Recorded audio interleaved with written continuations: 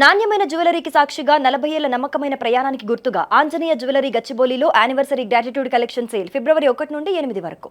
Right నువ్వు నాతో పాటు స్పెషల్ గెస్టే ఉన్నారు. ఫెస్టివల్ వచ్చినప్పుడల్లా ఈ గెస్ట్ అలా మెరిసేసి వెళ్ళిపోతూ ఉంటారనమాట.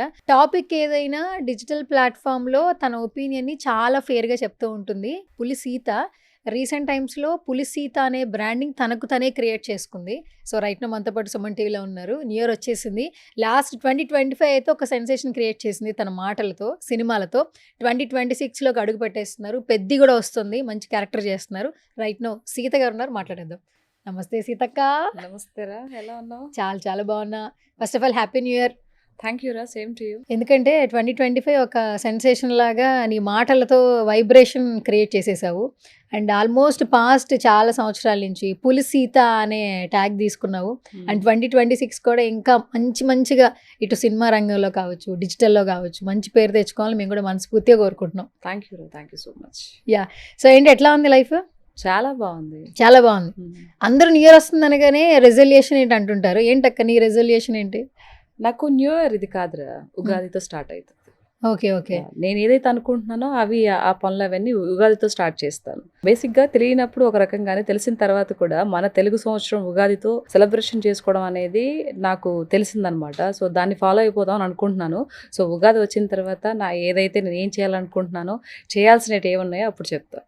ఓకే, అందుకే తెలుగు కొత్త సంవత్సరాది అని చెప్పి అంటారు కదా, ఉగాది పండుగ. మరి అంతే కదా, ఉగాది వస్తుంది అని అంటే సంవత్సరం మారుతుంది, పిల్లలకి మంచిగా ఎగ్జామ్స్ అయిపోయి నెక్స్ట్ క్లాస్లోకి వెళ్తారు, అసెంబ్లీలో బడ్జెట్ సమావేశాలు ప్రవేశపెడతారు, కొత్తగా రైతు ఏదైతే పంట పండించిన ధాన్యం ఏదైతే ఉందో ఆ టైంలోనే వస్తుంది, ఈ మార్చ్ ఏప్రిల్ మధ్యలో. సో అది కదా, అంటే ప్రకృతితో పాటు కాలం అంతా మారుతూ టైమింగ్స్ అన్నీ మారుతాయి. కానీ జనవరి అర్ధరాత్రి 12 గంటలకి వచ్చేది ఏంటో, అదేం సెలబ్రేషన్ చేసుకుంటారు నాకు నిజంగా తెలియదు. ఓకే, తెలియనప్పుడు అందరం చేసుకున్నాం. సో తెలిసిన తర్వాత అయినా మనం మారితే పక్కన వాళ్ళు కూడా మారుతారనేది ఒక చిన్న ఒక ఇది తప్పితే ఇంకా అంతకు మించి మీరు చేసుకోకూడదు రుద్దాలనే విషయం కాదులే. కానీ మనం చెప్పే మాట 10 మంది వింటారు కదా అనే ఒక ఇదితో ఉగాదిని సెలబ్రేషన్ చేసుకుందాం అని చెప్పే నేపథ్యం తప్పితే ఇంకా అదర్వైజ్ ఏది లేదు. ఓకే, కాదు ఒక సంవత్సరం ఎలా అనిపిస్తుంది ఎప్పుడు చేసుకుంటావు అంటేనే, నువ్వు ఒకప్పుడు మనకు ఉండేవి పండగలకి ఉండేటటువంటి ఇంపార్టెన్స్, ఉగాదికి ఉండేటువంటి ఇంపార్టెన్స్ పెరిగేటప్పుడే శ్రీరామనవమి దగ్గర నుంచి అన్ని మనకి ఫెస్టివల్స్ మనం పెరిగే కొద్దీ మనకు చెప్తూ ఉండేవాళ్ళు, స్కూల్లో కావచ్చు, ఇంట్లో కావచ్చు. ఇప్పుడు జనరేషన్ చూస్తే ఎప్పుడు ఏ పండగ వస్తుంది, ఏ కాలాలు మారుతున్నాయి, శీతాకాలం, వేసవి కాలం, ఇవి కూడా కొన్ని తెలియదు. ఆ జనరేషన్ లో ఉన్నందుకు బాధపడాలా, మన పాత మెమరీస్ ని మర్చిపోతున్నాం, ఎలా ఉండాలంటావు అసలు?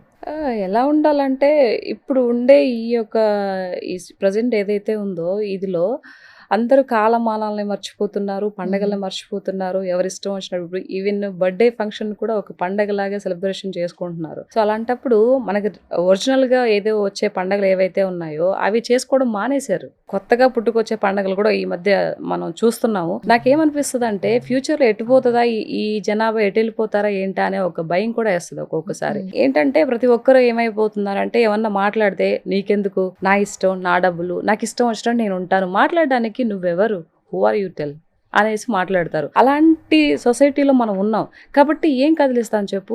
ఇప్పుడు మనకి ఎట్లో మనం చేసుకున్న అదృష్టం ఏంటంటే, కొంతమంది ఏదైతే మంచి మాటలు వినాలనుకునే వాళ్ళకి చాగంటి గారు కానీ, గరికపాటి ఇలాంటి వాళ్ళు ఉన్నారు, ప్రవచనాలు చెప్తూ ఉన్నారు కాబట్టి ఇంకా కొంతమంది బ్రతికునడం అంటే ఈ యొక్క ధర్మం అనేది బ్రతికుంది. వీళ్ళిద్దరు కూడా లేకపోతే ఇంకేం ఉండదు, మొత్తం ఎవరికి నచ్చినట్టు ప్రతిరోజు పండగే. చాగంటి కోటేశ్వరరావు గారి ప్రవచనాలు చాలా మంది ఫాలో అవుతున్నారు అక్క, ఎందుకంటే ఇన్స్టాగ్రామ్ లో ఎక్కువగా వైరల్ అవుతున్నాయి. గరికపాటి గారు ఇద్దరు నిజంగా వీళ్ళు కూడా ఆ దేవుడు అంశతో పుట్టిన వాళ్ళ నాకు అనిపిస్తుంది. అట్లా ఎక్కువగా ఏం ఇష్టం మాకైతే గరికపాటి గారు భార్యాభర్తల మధ్యన ఉన్నటువంటి సంబంధం గురించి కావచ్చు, లైఫ్ లాంగ్ లీడ్ చేసి ఒక పర్సన్ ఎంత రెస్పెక్ట్ చేయాలో చెప్తున్నప్పుడు నిజంగా ఏ జనరేషన్ ఉన్న వాళ్ళైనా సరే వినాలి అనిపిస్తూ ఉంటుంది. నాకు ఆయన మాటలు చాలా బాగా నచ్చుతాయి, బాగా వింటాను కూడా. అండ్ పురాణాల గురించి, మన చరిత్ర గురించి చాగంటి వారు చెప్తారు. నాకు ఆయన ప్రతిరోజు నేను వెంకటేశ్వర స్వామి గురించి చెప్పిన ఏదైతే కొన్ని మాటలు అయితే ఉన్నాయో అవి కూడా నేను చాలా బాగా వింటాను అనమాట. అవి వినంగానే నాకు మంచిగా బాగా అనిపిస్తది. నాకు నా ఇష్టదైవం మీకు చెప్పాను ఆల్రెడీ వెంకటేశ్వర స్వామి అని. అవును. అప్పుడు జరిగినటువంటి యథార్థ ఘటనలు అంటే స్వామివారు ఫస్ట్ శిలగా వెలిసినప్పటి నుంచి ఎంత అద్భుతాలు జరిగాయి అవన్నీ చెప్తూ ఉంటారు తిరుమల క్షేత్రం గురించి. అవన్నీ బాగా నచ్చుతాయి నాకు. ఓకే. నాట్ ఓన్లీ తిరుమల, అన్ని చెప్తూ ఉంటారు ఆయన. ఇది అరుణాచలం గురించి కానీ అన్ని టెంపుల్ అన్ని దేవుళ్ళ గురించి ఆయన చెప్తూ ఉంటారు. నాకు నచ్చుతుంది. ఒక్కటే ఏంటంటే చాలా మంది హిందువులు చులకనగా చేసి మాట్లాడతారు. మీరు ఉండేది హిందువులు, ఒక దేవుడు అయితే 10 రకాలుగా అంత ఆ దేవుడు అని పోచమ్మని ఎల్లమ్మని మొక్కుతూ ఉంటారు, పిచ్చా మీకు అని అంటారు.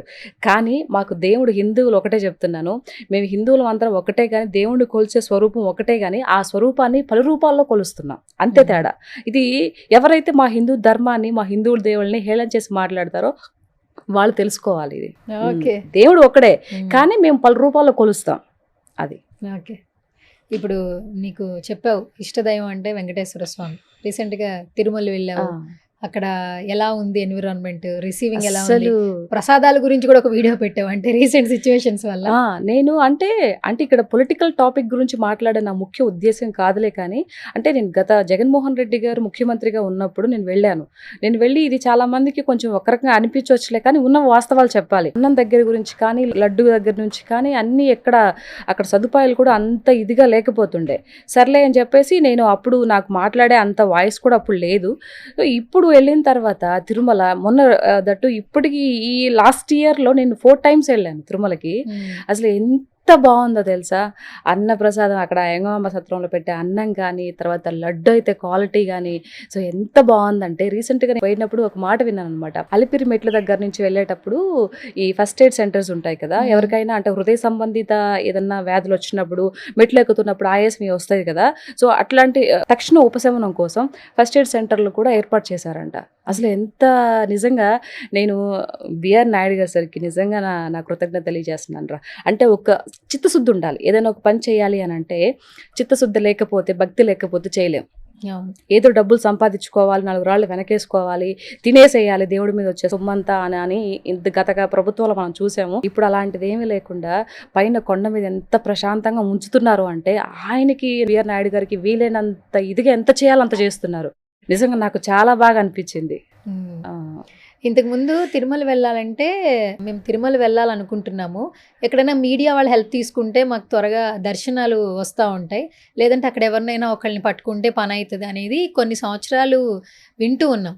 ఇప్పుడు తిరుమల వెళ్ళాలి అని ఎవరైతే అనుకుంటున్నారో ఏ రికమెండేషన్స్ లేవు, మీరు దేవుణ్ణి చూడాలంటే డైరెక్ట్ గా రావచ్చు అన్న ఒక పాత్ క్రియేట్ చేశారు నాయుడు గారు. నిజంగా హ్యాట్స్ ఆఫ్ చెప్పాలి, చిన్న పెద్ద అనే తేడా లేదు. నేను ఒకటే కోరుకుంటాను రా, నేను చూసిన తర్వాత నాకు ఎంత ఒళ్ళంతా పులకరించిపోయిందో అక్కడ ఆయన చేసే పనులు కానీ ఆయన ఇది కానీ ఆయన ఒక భక్తి కానీ ఎంత ప్రజల్లో. మొన్న నేను వీడియోస్ కూడా చూశాను, మొన్న ఏదో పేపర్లో కూడా చూశాను, ఆయన ప్రజల దగ్గరికి వెళ్ళి అక్కడ భక్తుల దగ్గరికి వెళ్ళి ఎలా ఉన్నాయి మీకు అనేసి అడుగుతున్నాడు.